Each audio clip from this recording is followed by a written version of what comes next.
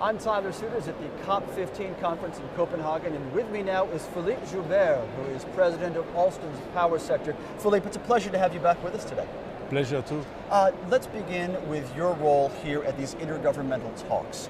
With the private industry, your voice is not necessarily being heard in the talks, in the plenaries. However, you have a very important role to play nonetheless. In an event like that, sure, there is, as you see, plenty of people and discussing the matter. We have been discussing this matter for years. So Copenhagen is not the end of something or the beginning of something. It's one more step in this very long road. And I think the business is starting to make its point. What we are really asking to the politician world, to the decision maker or the policy maker, is long-term rules and perspective.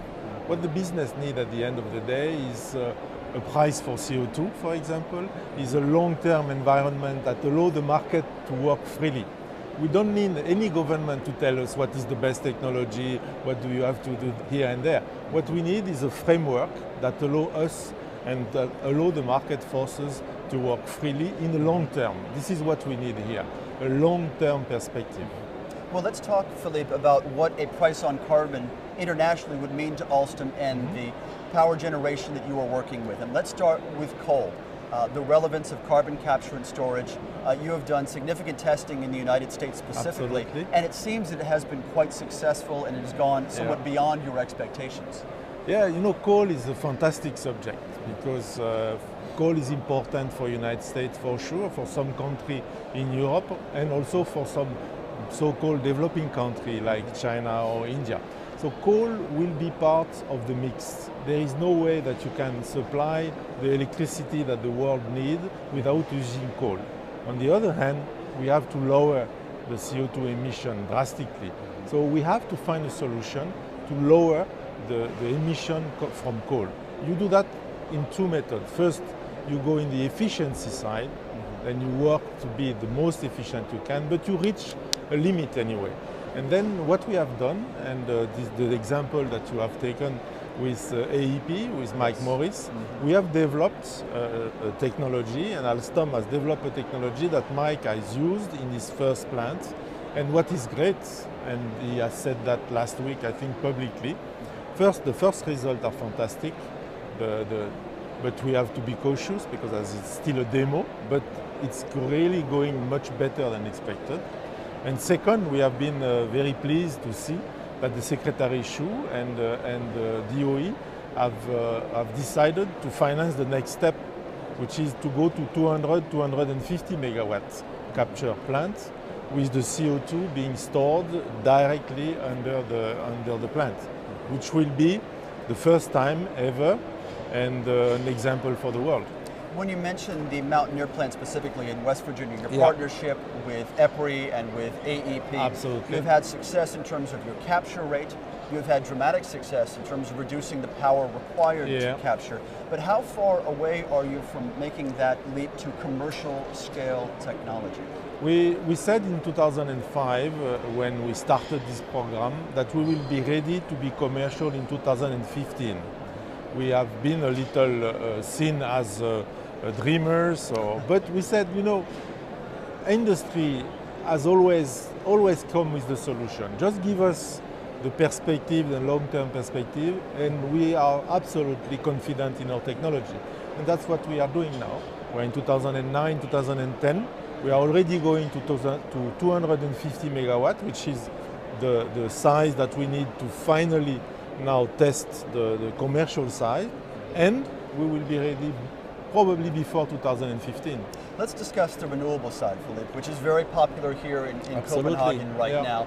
But while so much of a focus is on wind or solar, the fact remains that across the world, the best generation or most significant renewable generation is hydroelectric, and you are very deep into that sector. Yeah, we are the world leader in hydroelectricity. We decided to remain in this electricity some years ago, contrarily to some other competitors that have left the field, because we, like you have just said, we think the solution will come from all the source of energy. You will need hydro, you will need wind, solar, sure. You will need nuclear, and nuclear has a very important part in this, also in this mix. But you will need hydro, and you will need coal, gas, geothermal, etc. So we at Alstom, we think that portfolio is the answer. And in the renewable, hydro is certainly a very important player. There is another thing where hydro is fundamental. All this smart grid issue, new tech, etc., in reality it means what? It means that you will introduce intermittent energy in the grid. Non-predictable, not fully predictable energy. So demand will grow for baseload. And for storage. And hydro is at the moment the only technology existing that allow you through the pumping storage technology to store huge quantity of electricity. And this is starting also in the United States now, but certainly in China and in Europe, where we are installing a very important program of hydro storage. And one of your lieutenants, Phillippe at Alstom, Pierre Gauthier, yes, based in Washington, said that the real growth for hydroelectricity comes through greater efficiency with the technology.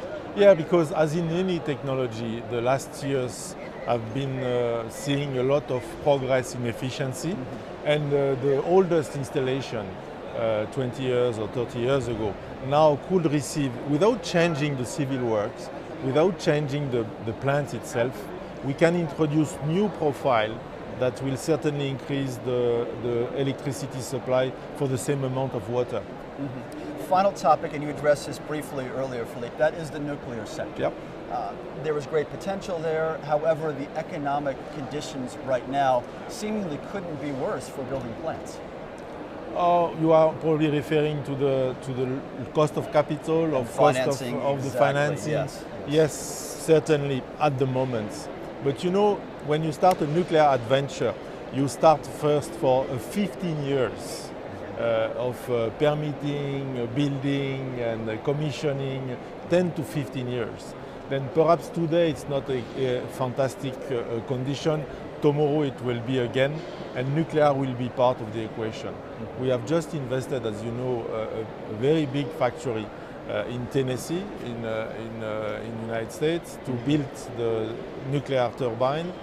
The nuclear program of the United States will go on, and it has been reaffirmed very recently by your government. It will be part of the equation because it's necessary for the base load. It's a CO2-free technology, and once it's built, it's a very low cost of electricity.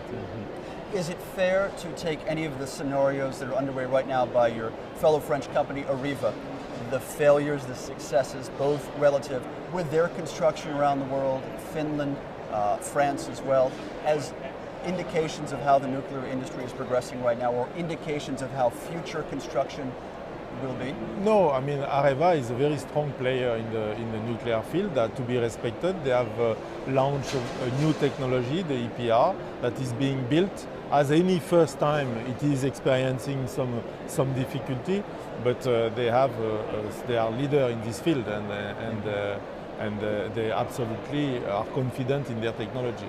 And you are leaving Copenhagen confident as well?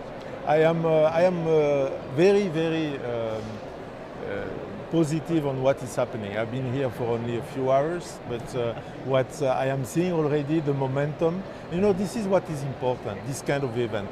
You need to continue the momentum. You cannot stop. And I think the worst thing will be that nothing really will be decided. I think now, by the presence of all the presidents, including the president of France or United States or Brazil, from where I am, they will be there, they are conscious, they have sent some really great message. The message is that the momentum will continue and that it will be one more step in this long, long way. Always insightful. Phillippe, thank you for joining us once again. It's a pleasure. Take care. Phillippe Joubert is president of Alstom's power sector in Copenhagen. I'm Sider Seegers, and you're watching Free Skies News.